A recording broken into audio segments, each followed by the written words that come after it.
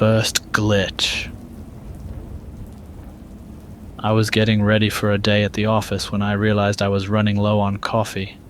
I made a mental note to pick up a bag on my way home and sipped on what was left in my mug while I scoured my small apartment for my work bag. After a futile search, I found it on my bed, perfectly packed with laptop, documents, and my lunch for the day. Things got weird when I headed towards the door. I stopped in my tracks. The work bag was there, leaning against the front door, as if waiting for me. After a momentary shock, I walked back to my bedroom, and there it was on my bed, as I'd left it. Next glitch.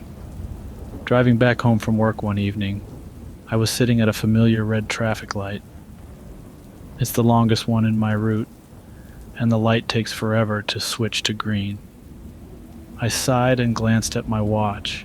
It read 6:25 p.m. I looked back at the road and the light was still red.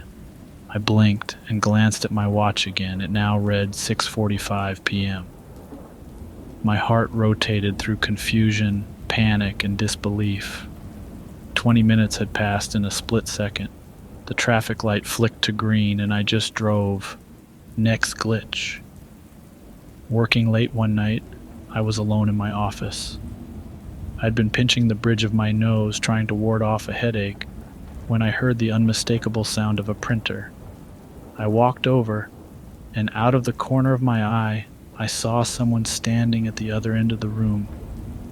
I turned to confront the trespasser, but there was no one there. My skin pricked in discomfort, and I quickly turned back to the printer. It was spitting out someone else's print job, but I was alone in the office, and the job was dated for tomorrow, 9:15 a.m. Next glitch. Living in a one-bedroom apartment in the city, my windows looked out into countless others. Early one morning, while I was making breakfast, I saw a woman through a window across the street, waving at me. I dismissed her as someone trying to grab the attention of another neighbor. She didn't stop. She was in the apartment with an orange curtain, in white slacks, and had auburn hair. I nodded to her and continued making breakfast. The following night, while casually looking out of my window, I saw the same apartment, but it was no longer there. The window and its orange curtain were missing. The whole apartment building was a mirror of mine, every window identical. How was that possible? Next glitch. I've always kept an old analog clock that was my grandfather's in my study. It was a beautiful but non-functional piece. The arms forever stuck at 3:15. A thunderstorm had hit and everything was pitch black. I had lit a few candles around the house, including one near my grandfather's clock. After a while, I found myself fixated on the clock, a comforting constant.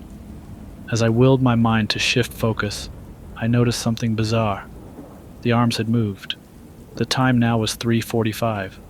All my attempts to move those arms over the years were in vain, yet here it was, moving on its own during a power outage. As the power came back on, the arms had returned to their original place, forever reading 3:15. When I was a kid, around 7 or 8 years old, my mom sent me to the next-door neighbor's house to borrow some sugar. This wasn't out of the ordinary, as my mom frequently sent me on errands to our neighbor's house, and Mrs. Johnson, our neighbor, was used to my random visits. I entered her house just like I always did. She was in the kitchen baking, also as usual. We had a nice chat. She gave me the cup of sugar. I said my goodbyes and started to leave. But as I was walking toward the door, Mrs. Johnson shouted, "Oh, how'd you get here so quickly?" I turned back and saw an exact replica of myself standing at the entrance of her kitchen. The second me looked just as shocked as I was. Then in a split second, the other me vanished. Needless to say, we were both stunned. Mrs. Johnson just crossed herself and muttered something about seeing double. Next glitch. For a time, when I was much younger, I lived in a small apartment in downtown New York, a little shoebox of a place. I was always meticulous about locking the doors and windows. I never left without triple checking. One day, after a monotonous routine at work, I entered my apartment and froze. All my furniture was rearranged, bizarrely arranged in patterns that made no sense. The couch was in the kitchen, the bed in the living room, random objects placed methodically around the apartment. It was as though someone or something had rearranged my entire living space while I was away, except my door was still bolted from the inside and windows were unbroken just as I'd left them. A chill ran down my spine. I walked through the strange interior, confused and scared at the same time. Nothing was missing, only misplaced. Next glitch. While attending college, I had this repetitive experience once a week, every week, for an entire semester. Every Wednesday morning, I would walk to my 8 a.m. calculus class and pass a tall girl with very distinctive curly red hair. She wore a green backpack and talked on her cell phone in a rush. I would notice her because of her distinct bright hair and also because she had a loud, boisterous laugh. The weird part? An hour later, I would exit my calculus class and consistently see her entering the building. Same red hair, green backpack, cell phone at hand, and that unmistakable laugh. It was as if I watched her time tape being replayed. I even once tried to talk to her about it, but she was as clueless as I was about the whole thing. Next glitch. I was grabbing a coffee at a local cafe one day, and there was a couple sitting at the table next to me, engrossed in a pretty intense conversation. Their voices were low, but the cafe was quiet, so I could hear every word. I tried not to eavesdrop, but their conversation was strangely captivating. As I continued sipping my coffee, I stared out of the window and noticed an identical couple passing by. They seemed to be talking animatedly, just like the ones at the cafe table.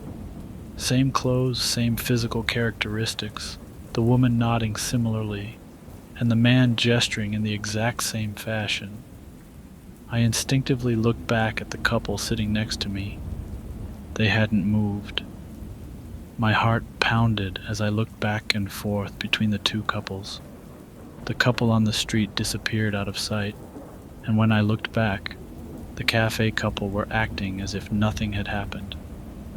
Next glitch. I used to take the same route every day while commuting to and from work, routinely passing a beautiful 2-story blue house that stood out in a neighborhood of otherwise average homes. I admired it, wondering who lived there and even fantasizing about buying it someday. After a week of vacation, I returned to my normal routine, driving the familiar route back to work. But as I approached the spot where the blue house stood, my heart dropped. There was no blue house, no house at all.